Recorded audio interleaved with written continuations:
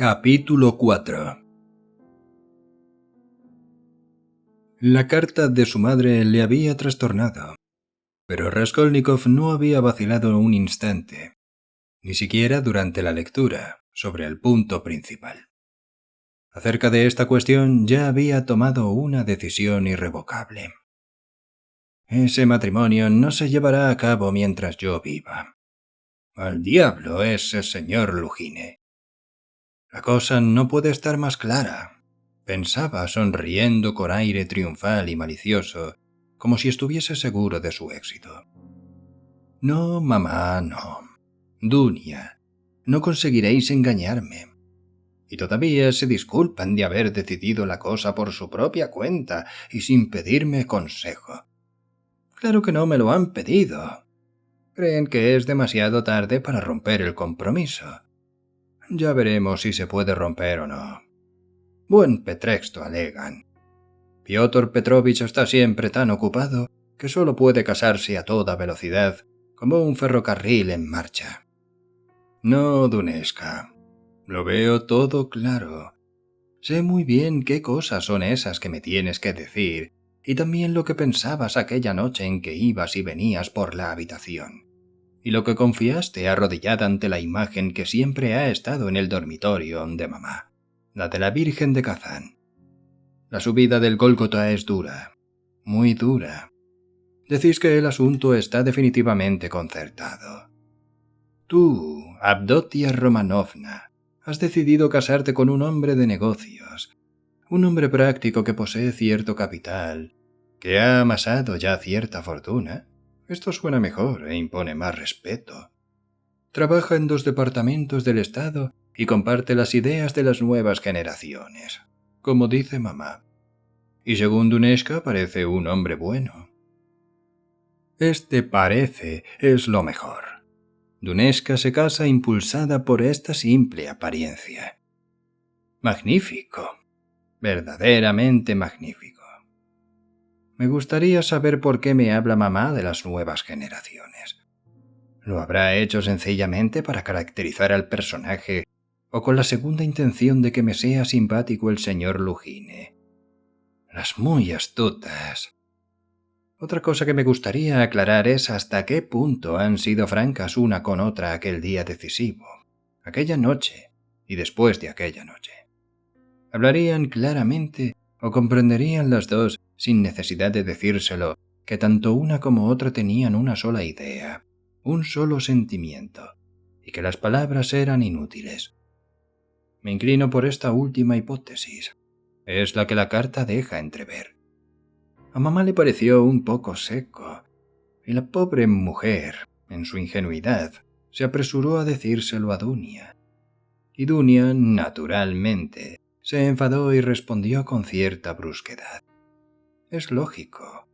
¿Cómo no perder la calma ante estas ingenuidades cuando la cosa está perfectamente clara y ya no es posible retroceder?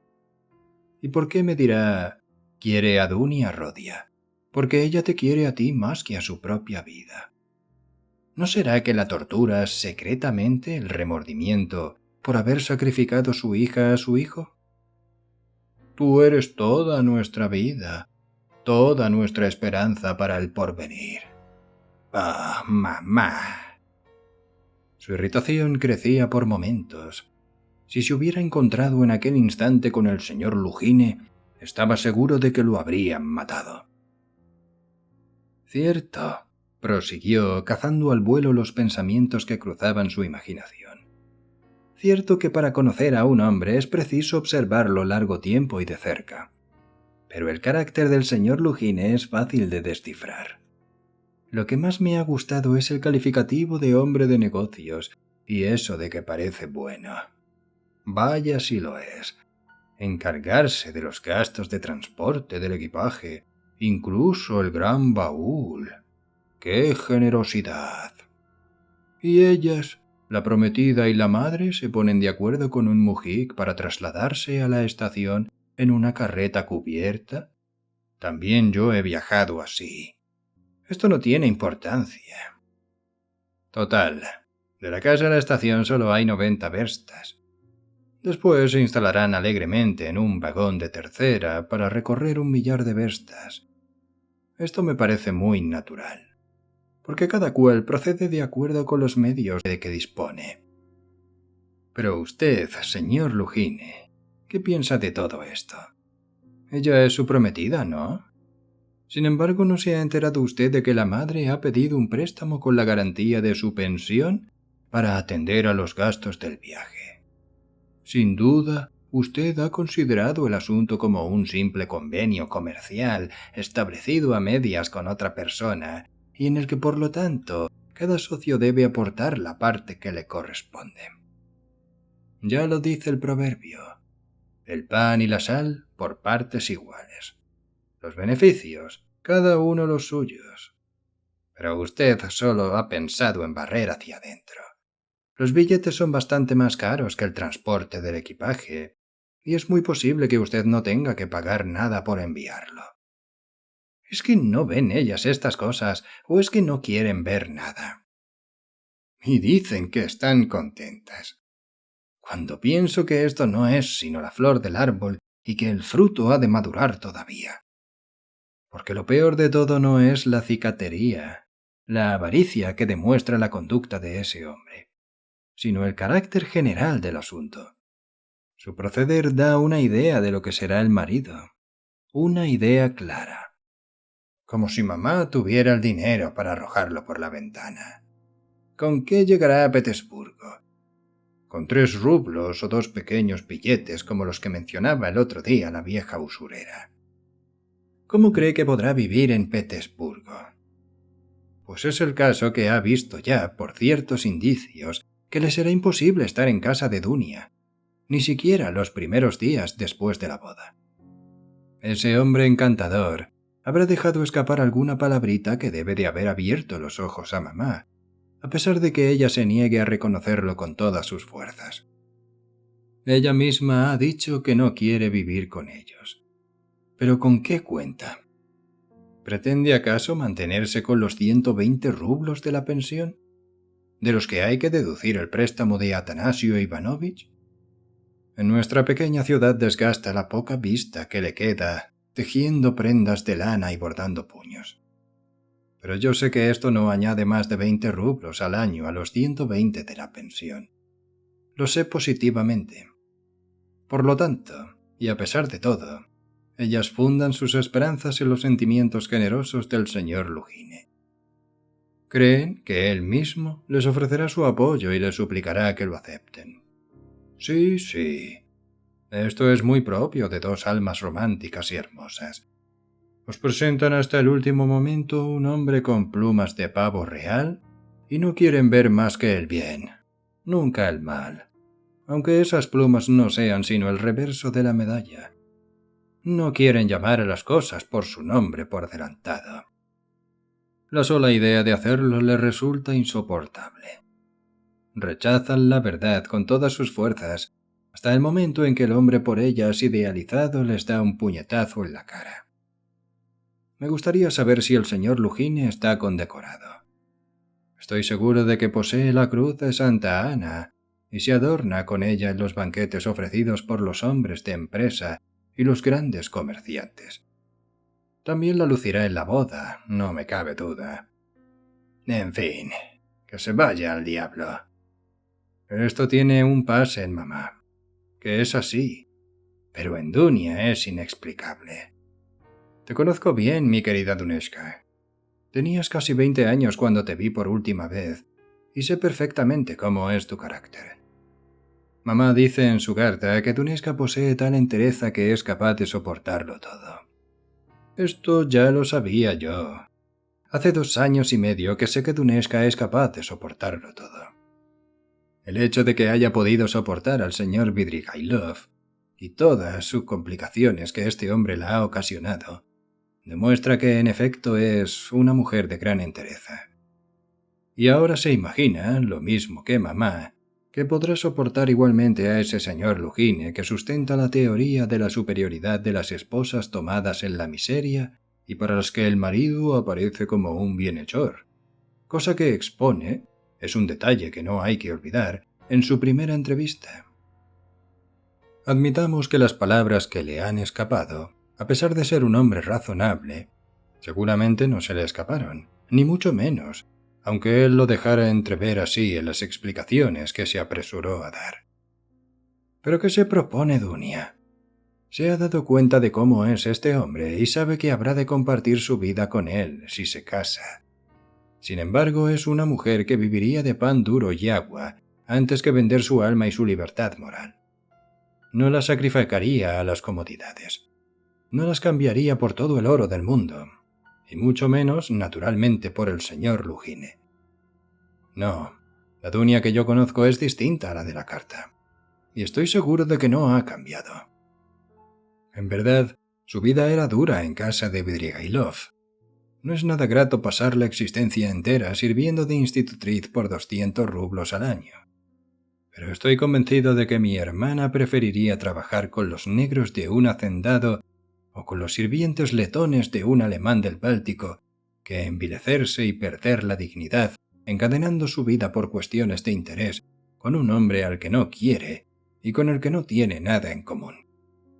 Aunque el señor Lugine estuviera hecho de oro puro y brillantes, Dunia no se avendría a ser su concubina legítima. ¿Por qué, pues, lo ha aceptado? ¿Qué misterio es este? ¿Dónde está la clave del enigma? La cosa no puede estar más clara. Ella no se vendería jamás por sí misma, por su bienestar, ni siquiera por librarse de la muerte, pero lo hace por otro. Se vende por un ser querido. He aquí explicado el misterio. Se dispone a venderse por su madre y por su hermano. Cuando se llega a esto, incluso violentamos nuestras más puras convicciones. La persona pone en venta su libertad, su tranquilidad, su conciencia. Perezca yo con tal que mis seres queridos sean felices. Es más, nos elaboramos una casuística sutil y pronto nos convencemos a nosotros mismos de que nuestra conducta es inmejorable, de que era necesaria, de que la excelencia del fin justifica nuestro proceder. Así somos. La cosa está clara como la luz. Es evidente que en este caso solo se trata de Rodion Romanovich Raskolnikov. Él ocupa el primer plano. ¿Cómo proporcionarle la felicidad? Permitirle continuar los estudios universitarios, asociarlo con un hombre bien situado, asegurar su porvenir. Andando el tiempo, tal vez llegue a ser un hombre rico, respetado, cubierto de honores, e incluso pude terminar su vida en plena celebridad. ¿Qué dice la madre? ¿Qué ha de decir? Se trata de Rodia, del incomparable Rodia, del primogénito. ¿Cómo no ha de sacrificar al hijo mayor la hija, aunque esta hija sea una Dunia? Oh, adorados e injustos seres. Aceptarían sin duda incluso la suerte de Soneshka Marmeladovna, la eterna Soneshka, que durará tanto como el mundo. ¿Pero habéis medido bien la magnitud del sacrificio? ¿Sabéis lo que significa? ¿No es demasiado duro para vosotras? ¿Es útil? ¿Es razonable? Has de saber, Duneshka, que la suerte de Sonia no es más terrible que la vida al lado del señor Lugine. Mamá ha dicho que no es este un matrimonio de amor. ¿Y qué ocurrirá si, además de no haber amor, tampoco hay estimación? Pues por el contrario ya existe la antipatía, el horror, el desprecio. ¿Qué me dices a esto? Habrá que conservar la limpieza. Sí, eso es. ¿Comprendéis lo que esta limpieza significa? ¿Sabéis que para Lugine esta limpieza no difiere en nada de la de Soneshka? E incluso es peor, pues bien mirado en tu caso, Duneshka, hay cierta esperanza de comodidades, de cosas superfluas, cierta compensación, en fin, mientras que en el caso de Soneshka se trata simplemente de no morirse de hambre. Esta limpieza cuesta cara, Duneshka, muy cara. ¿Y qué sucederá si el sacrificio es superior a tus fuerzas? ¿Si te arrepientes de lo que has hecho?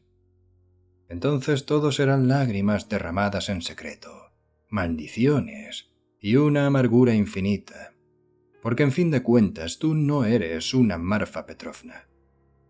¿Y qué será de mamá entonces? Ten presente que ya se siente inquieta y atormentada.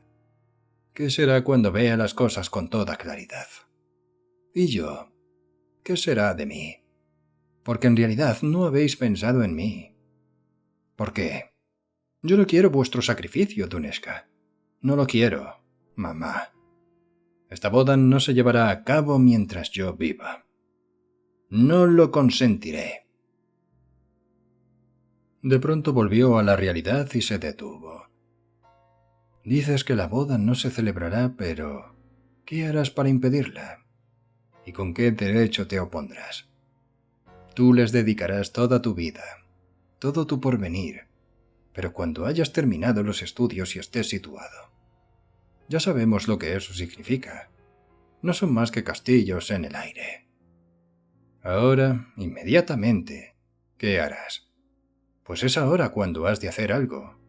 No comprendes. ¿Y qué es lo que haces? Las arruinas. Pues si te has impodido mandar dinero, ha sido porque una ha pedido un préstamo sobre su pensión y la otra un anticipo en sus honorarios. ¿Cómo las librarás de los Atanasio Ivanovich y de los Vidrigailov? Tú, futuro millonario de imaginación. Zeus de fantasía que te irrogas el derecho de disponer de su destino. En 10 años, tu madre habrá tenido tiempo para perder la vista haciendo labores y llorando, y la salud a fuerza de privaciones. ¿Y qué me dices de tu hermana? Vamos, trata de imaginarte lo que será tu hermana dentro de 10 años o en el transcurso de estos 10 años. ¿Has comprendido? Se torturaba haciéndose estas preguntas y al mismo tiempo experimentaba una especie de placer. No podían sorprenderle porque no eran nuevas para él. Eran viejas cuestiones familiares que ya le habían hecho sufrir cruelmente, tanto que su corazón estaba hecho jirones. Hacía ya tiempo que había germinado en su alma esta angustia que le torturaba. Luego había ido creciendo, amasándose, desarrollándose, y últimamente parecía haberse abierto como una flor y adoptado la forma de una espantosa, fantástica y brutal interrogación que le atormentaba sin descanso y le exigía imperiosamente una respuesta. La carta de su madre había caído sobre él como un rayo. Era evidente que ya no había tiempo para lamentaciones ni penas estériles. No era ocasión de ponerse a razonar sobre su impotencia, sino que debía obrar inmediatamente y con la mayor rapidez posible. Había que tomar una determinación, una cualquiera, costara lo que costase. Había que hacer esto o renunciar a la verdadera vida, exclamó en una especie de delirio. Aceptar el destino con resignación, aceptarlo tal como es y para siempre. Ahogar todas las aspiraciones, abdicar definitivamente el derecho de obrar, de vivir, de amar. ¿Comprende usted lo que significa no tener a dónde ir? Estas habían sido las palabras pronunciadas por Marmeladov la víspera y de las que Raskolnikov se había acordado súbitamente, porque todo hombre debe tener un lugar a dónde ir. De pronto se estremeció. Una idea que había cruzado su mente el día anterior acababa de acudir nuevamente a su cerebro. Pero no era la vuelta de este pensamiento lo que le había sacudido. Sabía que la idea tenía que volver, lo presentía, lo esperaba. No obstante, no era exactamente la misma que la de la víspera. La diferencia consistía en que la del día anterior, idéntica a la de todo el mes último, no era más que un sueño. Mientras que ahora se le presentaba bajo una forma nueva, amenazadora, misteriosa. Se daba perfecta cuenta de ello. Sintió como un golpe en la cabeza. Una nube se extendió ante sus ojos. Dirigió una rápida mirada en torno de él como si buscase algo. Experimentaba la necesidad de sentarse. Su vista erraba en busca de un banco. Estaba en aquel momento en el Boulevard K, y el banco se ofreció a sus ojos a unos 100 pasos de distancia. Aceleró el paso cuanto le fue posible, pero por el camino le ocurrió una pequeña aventura que absorbió su atención durante unos minutos. Estaba mirando el banco desde lejos cuando advirtió que a unos 20 pasos delante de él había una mujer a la que empezó por no prestar más atención que a todas las demás cosas que había visto hasta aquel momento en su camino. ¿Cuántas veces entraba en su casa sin acordarse ni siquiera de las calles que había recorrido? Incluso se había acostumbrado a ir por la calle sin ver nada.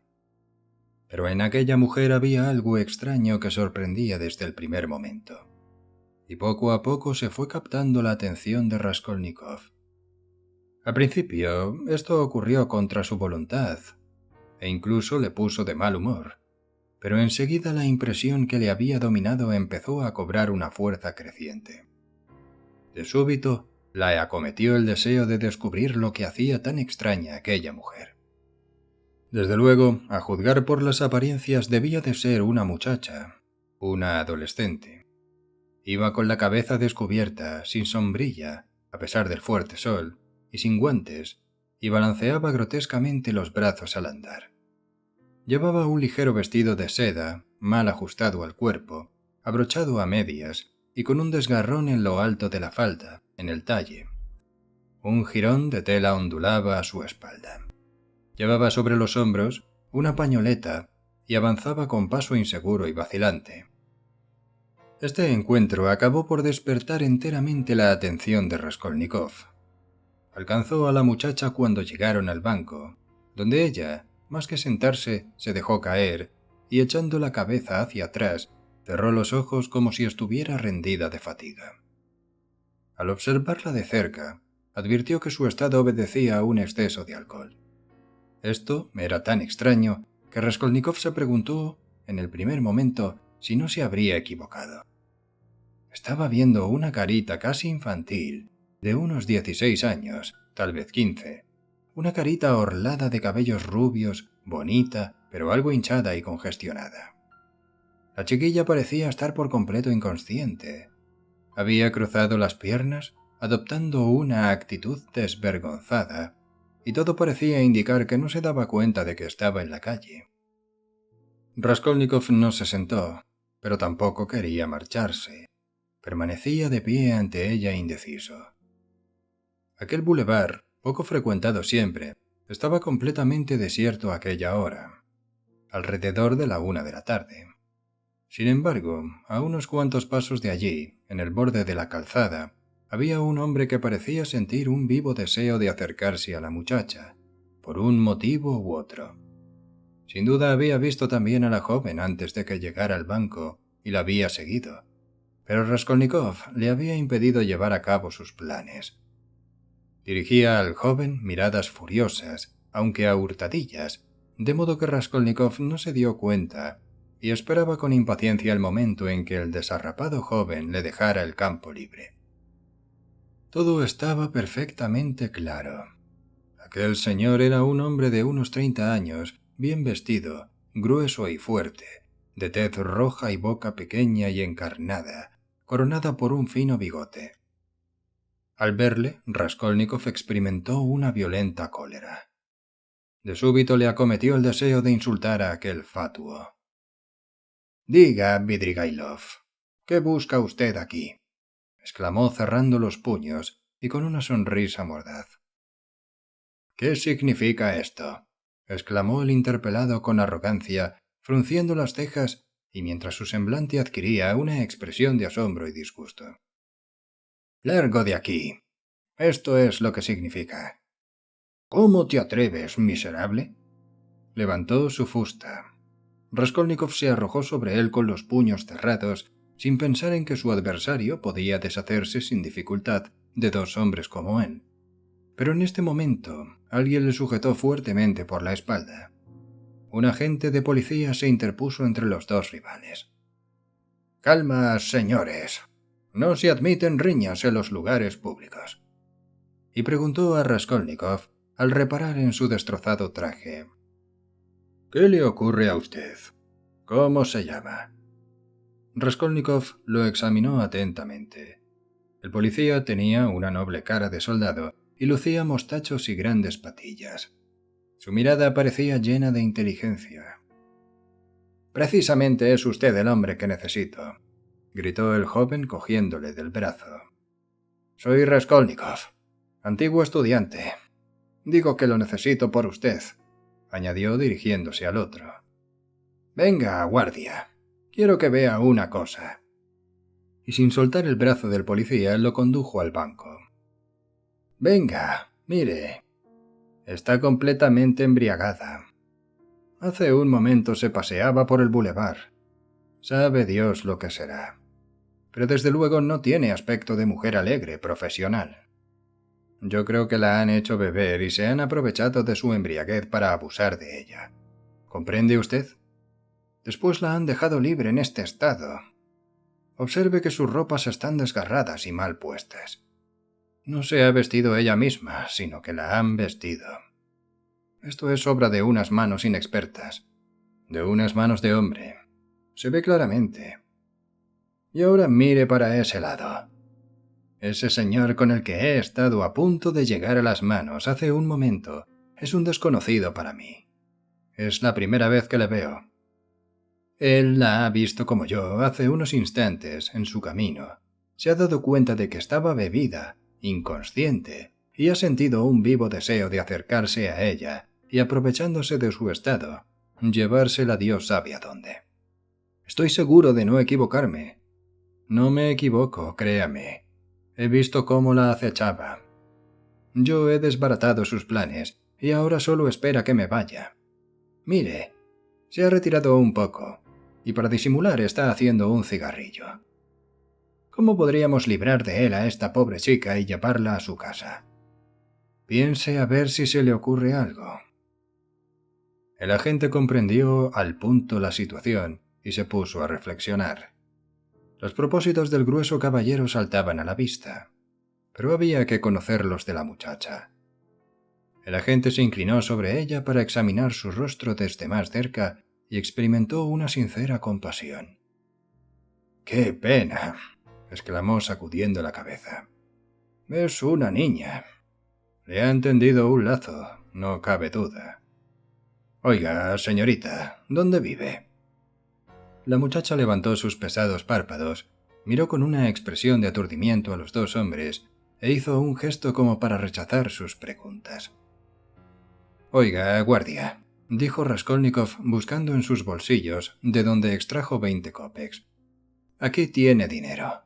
Tome un coche y llévele a su casa. Si pudiéramos averiguar su dirección». «Señorita», volvió a decir el agente cogiendo el dinero, «voy a parar un coche y la acompañaré a su casa. ¿A dónde hay que llevarla? ¿Dónde vive?». «Dejadme en paz. ¡Qué pelmas!», exclamó la muchacha, repitiendo el gesto de rechazar a alguien. «Es lamentable. ¡Qué vergüenza!», se dolió el agente, sacudiendo la cabeza nuevamente con un gesto de reproche, de piedad y de indignación. «Ahí está la dificultad», añadió dirigiéndose a Raskolnikov y echándole por segunda vez una rápida mirada de arriba a abajo. Sin duda le extrañaba que aquel joven andrajoso diera dinero.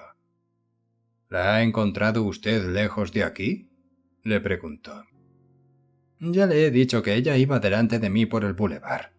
Se tambaleaba y apenas ha llegado al banco se ha dejado caer». «¡Qué cosas tan vergonzosas se ven hoy en este mundo, señor! Tan joven y ya bebida. No cabe duda de que la han engañado. Mire, sus ropas están llenas de desgarrones. ¡Ah! ¡Cuánto vicio hay hoy por el mundo! A lo mejor es hija de casa noble venida a menos. Esto es muy corriente en nuestros tiempos. Parece una muchacha de buena familia». De nuevo se inclinó sobre ella. Tal vez él mismo era padre de jóvenes bien educadas que habrían podido pasar por señoritas de buena familia y finos modales. «Lo más importante», exclamó Raskolnikov agitado, «lo más importante es no permitir que caiga en manos de ese malvado. La ultrajaría por segunda vez. Sus pretensiones son claras como el agua, mírelo. El muy granuja no se va. Hablaba en voz alta y señalaba al desconocido con el dedo. Este lo oyó y pareció que iba a dejarse llevar de la cólera, pero se contuvo y se limitó a dirigirle una mirada desdeñosa. Luego se alejó lentamente una docena de pasos y se detuvo de nuevo. No permitir que caiga en sus manos, repitió el agente pensativo. Desde luego eso se podría conseguir, pero tenemos que averiguar su dirección. De lo contrario... Oiga, señorita, dígame. Se había inclinado de nuevo sobre ella. De súbito, la muchacha abrió los ojos por completo, miró a los dos hombres atentamente, y como si la luz se hiciera repentinamente en su cerebro, se levantó del banco y emprendió a la inversa el camino por donde había venido. «Unos muy insolentes», murmuró. «No me los puedo quitar de encima». Y agitó de nuevo los brazos con el gesto del que quiere rechazar algo. Iba con paso rápido y todavía inseguro. El elegante desconocido continuó la persecución, pero por el otro lado de la calzada y sin perderla de vista. «No se inquiete», dijo resueltamente el policía, ajustando su paso al de la muchacha. «Ese hombre no la molestará». «Ah, cuánto vicio hay por el mundo», repitió y lanzó un suspiro. En ese momento, Raskolnikov se sintió asaltado por un impulso incomprensible. «Oiga», gritó al noble bigotudo. El policía se volvió. «Déjela. ¿A usted qué? Deje que se divierta», y señalaba al perseguidor. «¿A usted qué?» El agente no comprendía. Le miraba con los ojos muy abiertos. Raskolnikov se echó a reír. «Bah», exclamó el agente mientras sacudía la mano con ademán desdeñoso, y continuó la persecución del elegante señor y de la muchacha. Sin duda había tomado a Raskolnikov por un loco o por algo peor. Cuando el joven se vio solo, se dijo indignado: «Se lleva mis 20 kopecks. Ahora hará que el otro le pague también y le dejará a la muchacha. Así terminará la cosa. ¿Quién me ha mandado meterme a socorrerla? ¿Acaso esto es cosa mía? Solo piensan en comerse vivos unos a otros. ¿A mí qué me importa? Tampoco sé cómo me he atrevido a dar esos 20 kopecks, como si fueran míos». A pesar de estas extrañas palabras, tenía el corazón oprimido. Se sentó en el banco abandonado. Sus pensamientos eran incoherentes.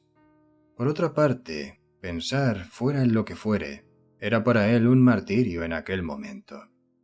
Hubiera deseado olvidarlo todo, dormirse, después despertar y empezar una nueva vida. «Pobre muchacha», se dijo mirando el pico del banco donde había estado sentada. «Cuando vuelva en sí, llorará y su madre se enterará de todo. Primero, su madre le pegará. Después la azotará cruelmente, como a un ser vil, y acto seguido, a lo mejor, la echará a la calle. Aunque no la eche, una Daría Franchevna, cualquiera, acabará por olfatear la presa, y ya tenemos a la pobre muchacha rodando de un lado a otro.